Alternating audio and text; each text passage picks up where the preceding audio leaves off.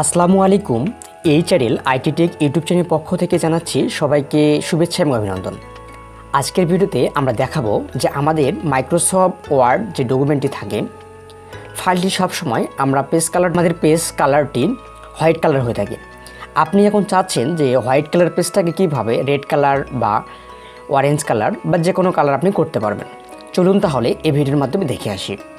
এজন্য আমরা সরাসরি চলে যাব page layout menu bar. Page layout মেনুবারে গিয়ে এখান থেকে পেজ ব্যাকগ্রাউন্ড কালার নামে একটি অপশন দেখতে পারবো, গ্রুপ। এখানে যাওয়ার পর লেখা থাকে পেজ কালার, এই অপশানে আপনি ক্লিক করবেন। ক্লিক করার পর এখানে স্ট্যান্ডার্ড কালার আছে, আপনি এখান থেকে যে কোনো একটি কালার সিলেক্ট করতে পারেন এবং আপনি এই পেজের মধ্যে আপনার আপাতত কাজ করতে পারেন। আজকের ভিডিওটি ভালো লাগলে অবশ্যই আমাদের ভিডিওটি লাইক করবেন, একটি গঠনমূলক কমেন্ট করবেন এবং আমাদের চ্যানেলে যদি নতুন দর্শক হয়ে থাকেন অবশ্যই চ্যানেলটি সাবস্ক্রাইব করবেন, আমাদের পাশেই থাকবেন।